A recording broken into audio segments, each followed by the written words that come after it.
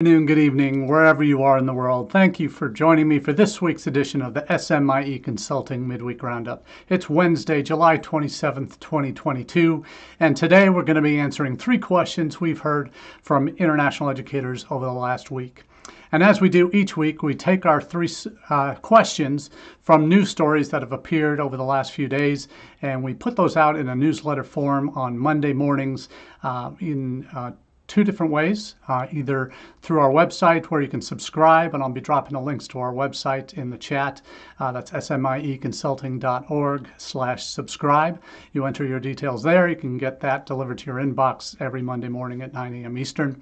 If you prefer LinkedIn as a way to digest your news content for international education, I'll be dropping a link to the most recent edition of the newsletter through our LinkedIn profile.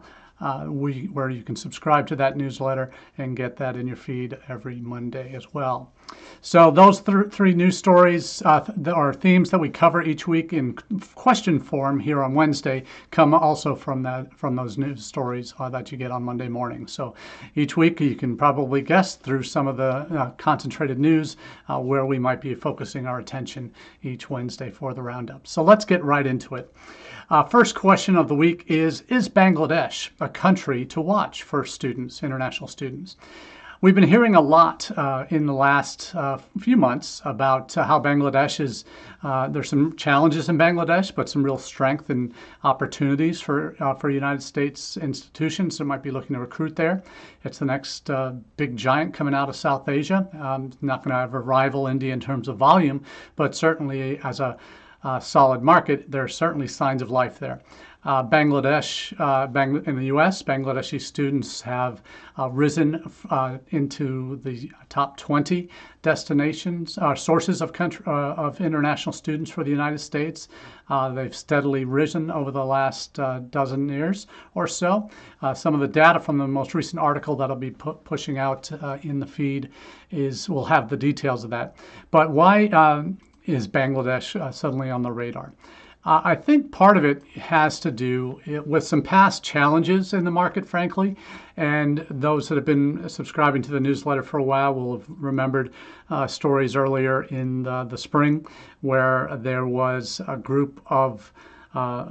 very large group of Bangladeshi students that got F1 visas, came to the United States, and basically transferred out or disappeared without ever enrolling. And that posed some significant concerns.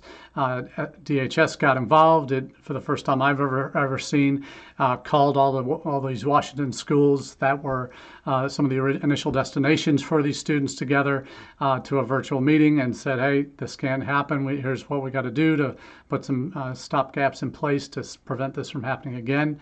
And that's been a real message that hopefully has been taken on board by the institutions. There is a lot of potential fraud in the Bangladeshi market. Visa denial rates have increased since then. But what I will say is the embassy in Dhaka has been very much realizing that they need to be a little bit more proactive since then. And have taken a page from their colleagues to the west in India. U.S. Embassy folks there at the various consulates have been doing an incredible job over recent weeks and months in getting out there on the PR front and sharing how they are making the U.S. visa process more streamlined, opening more positions, freeing up spaces that have been taken up in past by repeats by students that kept getting denied, kept on applying for visa appointments. Those folks have been put on deferments for a certain length of time and freeing up spots for new international students or new Indian students that are looking to go abroad. So they have embassy in Bangladesh has been doing a lot more in that respect. They actually have been seen a number of articles over the last week or two showing how they're trying to copy a page from the Indian consulates, U.S. consulates in India, in terms of doing kind of student visa days. They've recently held a Super Friday, and obviously in Bangladesh it's one the embassy in Dhaka, and I don't know if they have consulates doing that as well in Chittagong or not. But certainly, if there is one, I'm not sure if there's a consulate in Chittagong. But anyway, they have done a visa day on what they call a Super Friday to help meet the huge demand for student visa interviews. So they're doing a lot to promote. Yes, they realize there's huge demand and they're trying to do something about it. They mentioned at the top of the article that the number of Bangladeshi students in the United States has tripled, almost tripled in the last 10 years. So that's a positive sign, generating kind of renewed hope that this is a market that may be a consistent one for years to come for U.S. institutions.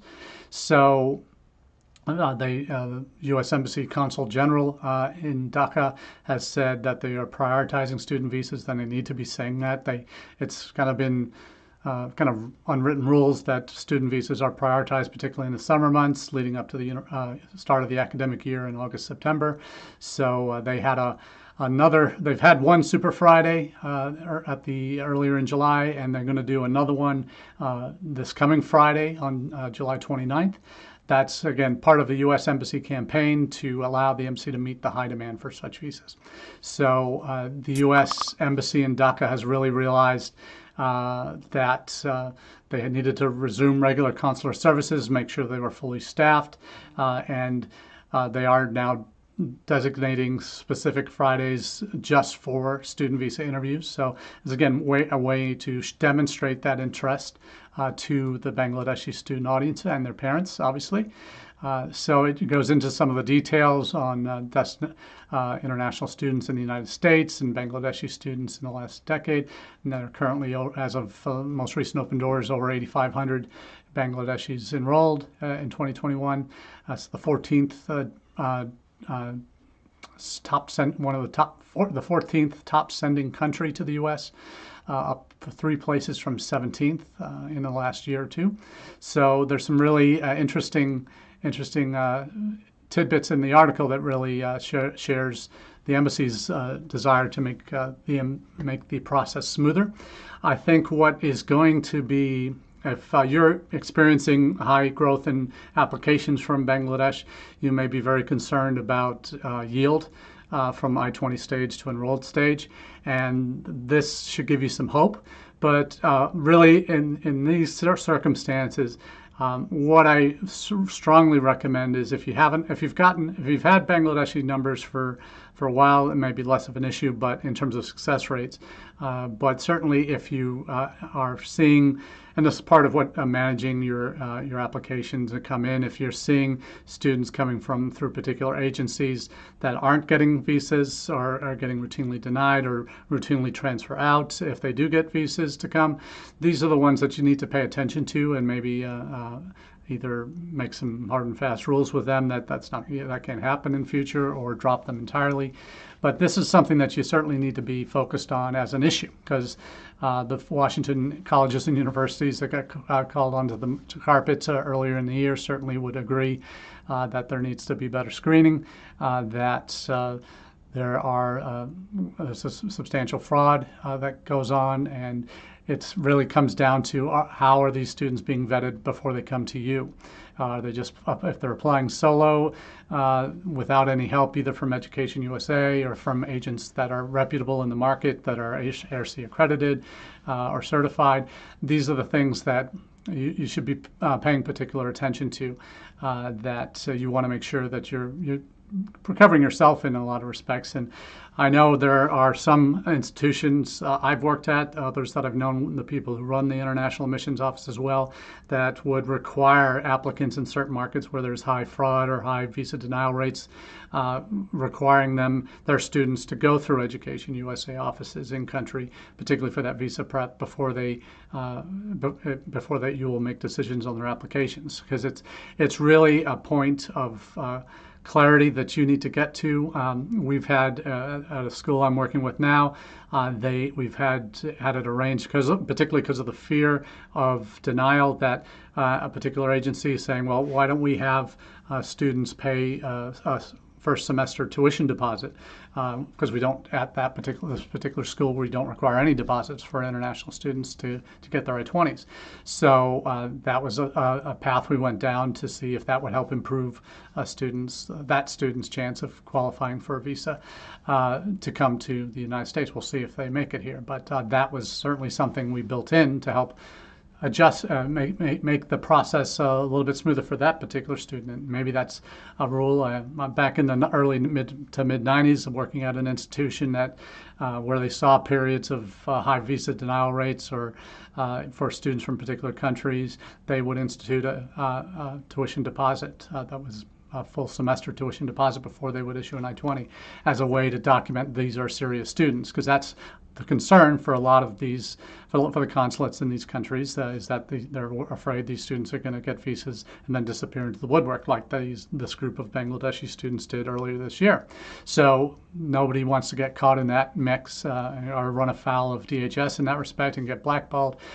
Certainly it impacts the consular folks, but in Bangladesh in particular, it certainly seems like they're being on the front foot on this part to really focus on being student focused in their visa scheduling, and that's certainly a positive sign. But there's always more that we can do on the institutional end to help make sure that the students we're putting through are on the up and up, that they're fully vetted, that they're properly advised on the ground in country and by you in terms of what steps to take in the process. So it's a positive first story out of the gate. That Bangladesh is certainly one that I would be keeping my eyes on as an international admissions expert. Certainly it is a country that will continue to receive substantial attention from U.S. colleges and increasingly from a broader range of colleges.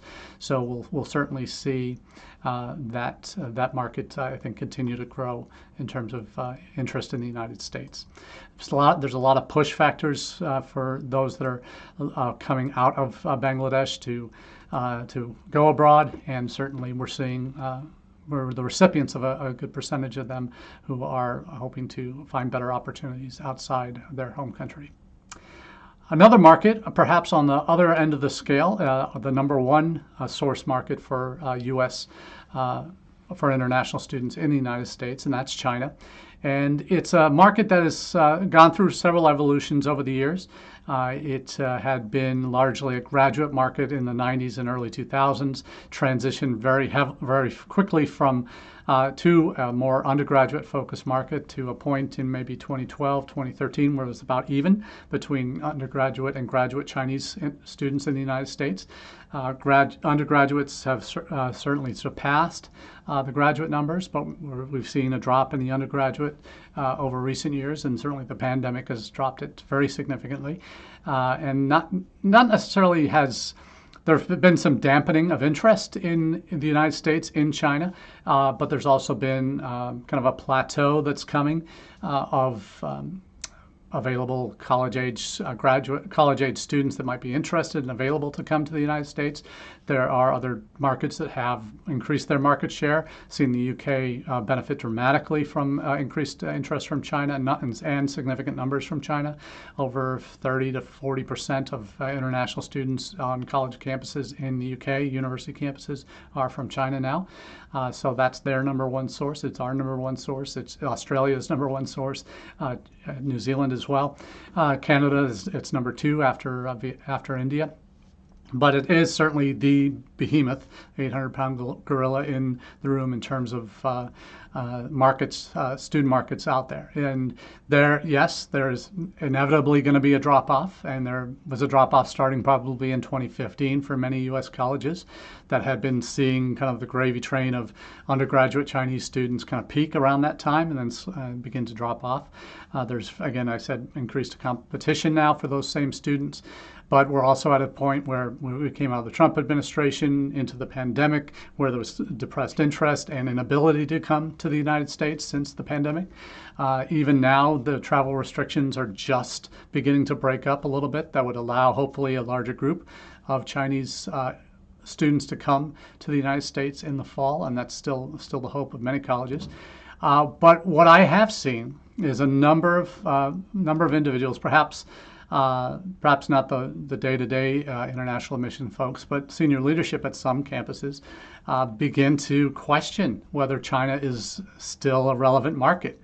And I have to control myself when I hear that kind of a response or question that when you look at it, for this particular institution I'm talking about, it's the number one source of students for that institution.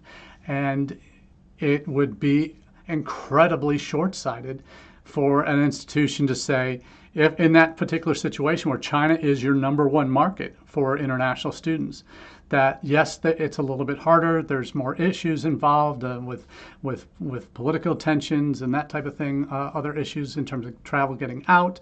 But is that a reason to abandon the number one market for your institution and for most of the Western world that brings in international students? It's their number one market. Is turning away from China ever a good idea?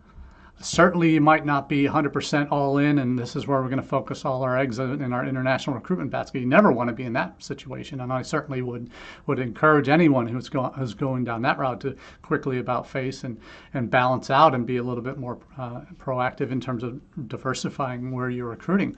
But you never want to turn away from your number one goal, or number one source of international students. That's the only situation where that would ever occur is if we go to war with China. And that maybe there are potential possibilities of that happening down the road over Taiwan perhaps. But you see, and the only time that's ever really happened in terms of completely shutting off a valve of students was in 1980 when with the Iranian hostage crisis. Iranian students were the number one international student group in the United States in 1980. And when the hostage takeover happened, the revolution happened in Iran, and the hardline Ayatollahs came on board, that changed everything for that country. We still don't have an embassy in Iran since that time. So it's been 42 years, and we still don't have an embassy again there. So that is the very rare circumstance. And that would be the only situation if we were at war with China that I could see the Chinese student market drying up completely. But for China to go the way of Iran in terms of international student interest at this point, it's very hard to imagine such a situation happening. And certainly I'm not advocating putting all of your recruitment eggs in the China basket, because that's foolish. But it is, if it's your number one market now, to completely abandon it or to not invest to maintain it and keep up with the changes that are going on there is certainly a direction I would never advocate for any institution I'm consulting with. That to ignore your number one markets is a fool's errand, frankly. And I would certainly recommend that should never be your strategy. What in terms of articles that we're referencing today, we talk about the changes that are going on in China, and you see what's happened during the pandemic with China's what most will call in the West an over-the-top reaction to having a zero tolerance policy to COVID, when most Western nations have recognized, hey, COVID's a reality of life. It's endemic at this point. If we have cases, we're dealing with much more virulent streams, but much less damaging streams in terms of long-term impacts of them on the majority of population. So to go full lockdown when you have a few cases is just not a practical reality for most in the West. But China has kept on that stance, and the situation in Shanghai in the earlier spring, where they were on lockdown for 2 months or longer, had significant repercussions for the international school community that lost all their teachers, who were forced to evacuate, for international students that were trying to get back into the country to continue their schooling or kept out. Universities certainly are still trying to get international students back in, and only slight cracks in those doors are opening to allow that to happen. So China's really hurt themselves as a destination, but they've also, in their over-the-top reaction to COVID, have certainly shown, and over-the-top lockdowns and such have forced a lot of students to start thinking, well, maybe I don't want to stay in country for university and I do want to go abroad, and making late decisions that, well, they hadn't taken any English proficiency tests yet, maybe only are planning to take the Gaokao, and then maybe that's the time this summer where they decided, well, we want to look elsewhere because don't know if staying in China is the best option at this point. So there's a lot of moving parts in as there are with any country, but with China in particular, there's an article from Inside Higher Ed in the past week that talks about a new mindset for recruiting Chinese students is needed because of the pandemic lockdowns have strained family budgets, time for colleges to develop more inclusive strategies for recruiting and admitting Chinese students. This is an approach from Amherst College that has looked at the changes they've seen in the family landscape and in terms of funding. One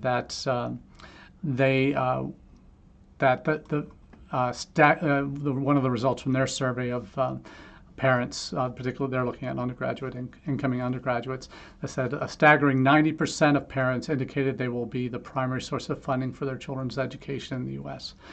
So there is certainly, with the increased pressures from the pandemic and the lockdowns, that you have family incomes have dropped depending on the parents' jobs, and that you really see that the impression that the Amherst survey seems to indicate is that, this is a quote from the article, most Chinese families are under the impression that if their children apply for financial aid at U.S. colleges, their chances of admission will be greatly reduced. Their concern is not unfounded, as there are only 7 colleges in the U.S. that adopted need-blind policies for both domestic and international applicants. So Amherst happens to be one of those. But for those that are truly keeping their doors open in terms of how you talk about your institution, by offering financial assistance in the form of most institutions would be in the form of merit aid, that you make it clear that that process is separate from admissions. Scholarship process, it may be connected to the admissions decision, but it's not going to determine whether you're admitted or not. Certainly, it'll affect whether you can get an I-20 if you've got enough funding to come. But that's something that they take that approach from China. So it's that's a particular concern of Chinese families at this point. So it's important, I think, to really take a look at where you're coming from in how you approach the Chinese market. And certainly you never want to be abandoning it, particularly if you're looking for the undergraduate Chinese market. There's still plenty of interest in the United States, but it's not going to be, as it is in a lot of countries, it's not going to be as easy because there are more countries, institutions that are going after these same students. So you will have to work a bit harder and change the way you do things a little bit, because you can't let the same policies that you had in place 5-10 years ago be what drives your recruitment strategies today. Because countries change, and how you reach students in particular countries will change over time, and what messages they will want to hear change over time. So you need to be adaptable in terms of your messaging, in terms of your policies, and in terms of how you approach different markets and what tools you use to access certain markets. So very important to a question that seems a little bit silly on surface is, can you ever turn away from the Chinese market? Of course not. But the reality is some institutions are, and how you deal with that is certainly one that we want to pay attention to as we move forward and develop plans for the next recruitment cycle. So now, in terms of strategies, this is our third question of the day. How do you define your international recruitment strategy? This is particularly relevant for me this week. I'm going to do a 2-day workshop for an institution I've been consulting with for a while this week, and the theme of the conference is reframing internationalization. And when we're talking about what that means is how there's a unit that has kind of an all-in-one international unit that does inbound and outbound international students, English language, as well as study abroad, but also international partnerships. So the theme of this conference is reframing internationalization on campus. And the point of it is to really show that it takes a campus to enroll a class. It takes of international students and graduate them successfully into alumni. It takes a campus to promote study abroad and embed the concept of internationalization in curriculum, in faculty exchanges, in students that are in the classroom. So what that looks like. So this is what we'll be talking about during this conference. And it brings me to this question of how do you define your international recruitment strategy? And there are obviously many ways to do this. And 3 articles in the past week kind of pop in that touch on this topic from slightly different angles. We have Scott Jashik Inside Higher Ed that shares an interview with an author. Richard Joseph has a new book called Bridging the Gap Between the Abundance of American Higher Education Talent and the Immense Foreign Demand for It, The Great Chasm in Global Education. So this is really, he's a former president of Babson Global, that part of Babson College that was working with education institutions around the world to design curricula, improve educational delivery capacity, that type of thing. So his book really focuses on this great chasm and how institutions can bridge it, the chasm between talent and abundance of higher ed talent and the quality of our institutions, and the foreign demand for it is that great global chasm. How do we bridge that? How do we meet those needs, that demand through the supply that we have? And this is something I always talk about. I'll be talking about again at this conference I mentioned we're doing this week on reframing internationalization, is recognizing that we have, in looking at things from a global perspective, that the U.S. is one of many countries that are actively trying to recruit international students to their institutions of higher education. We are the #1 source, and we have been for decades, and always been the #1 source, frankly, for international destination for international students. But that our share of that pie, global student mobility pie, has shrunk from less than a third in 1990 from more than a third in 1990 to 20% in 2022. So we're looking at, but it's also that pie has gotten a whole lot bigger. So, but our share of that pie, though it has shrunk, we have consistently, up until the pandemic, had only a couple of years where there was negative international student growth. We had a couple down years again because of the pandemic, but I assume that I'm pretty certain that fall 21's data for the 2021-22 academic year that's just passed will show an uptick of international student numbers overall, and this fall I think will be similar increases. But what we're seeing is that pie has gotten bigger, our share of it has decreased, and what we have to do to keep up in terms of continuing to bring top talent in needs multilateral support to happen both on campus and off campus. So it requires institutions to work with their elected officials to have legislation passed that makes it easier for international students to come. It makes international organizations and institutions that you partner with on exchanges, on cooperative agreements, on research, on all these collaborative projects to broaden the scope of internationalization and what that looks like on your campus. And those are some of the bigger picture ones that the author really makes the point that it's not just all about bringing students in, more students from overseas in. It's about making it a real campus-wide, institution-wide initiative to buy in to globalization and global education. So that's one particular take. It's kind of a real 30,000-foot view. Then you have the folks at INTED that really get into some of the details of what your recruitment planning should be driven by. They come up with the formula that they recommend, that you develop access custom research on your differentiators as an institution that make you stand out, that show what your strongest recruitment options are, what countries, regions you need to be in, and develop the messaging that engages your target audiences on the channels that they are using. That's kind of what they boil down essential recruitment strategies to be. And I certainly agree with that, that it really needs to that yes, we're the United States, but and there are certain values that come along with coming to the United States and all that it represents that need to be part of your marketing strategy, and that's probably a part that not a lot of colleges do emphasize in their international recruitment, is from why the United States is a major destination and should be the top destination for students, is some of those things that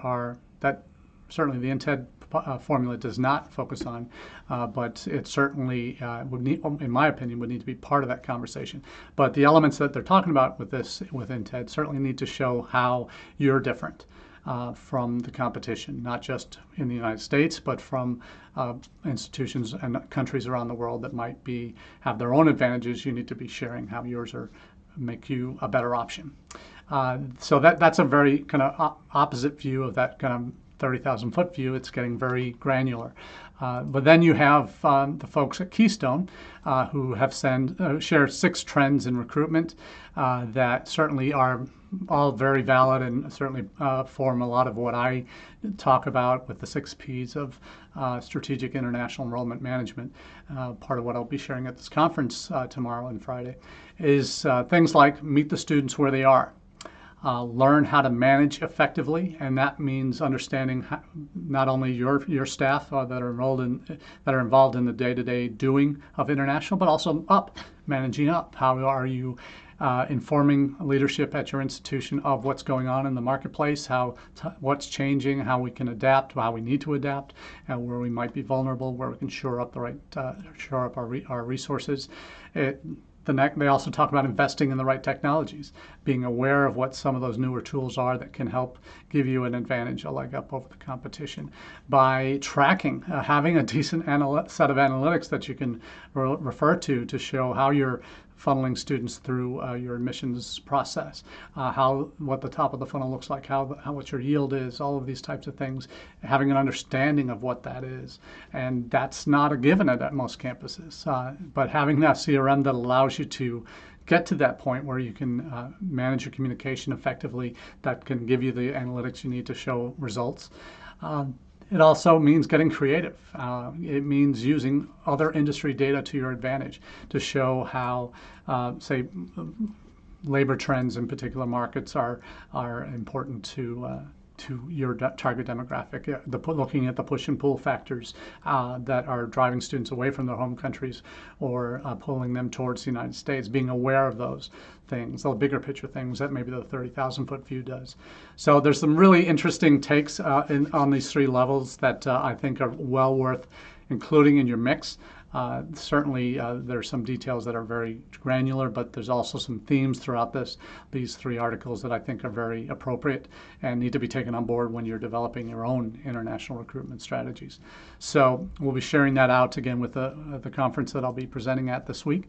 But we're really looking forward to having more of these conversations with you in the weeks to come, and we really appreciate you being a part of the conversation here on the Midweek Roundup. Have a great rest of your week. And for those of you who are joining in these regularly, we'll be at the Education USA Forum in Washington, D.C. next week.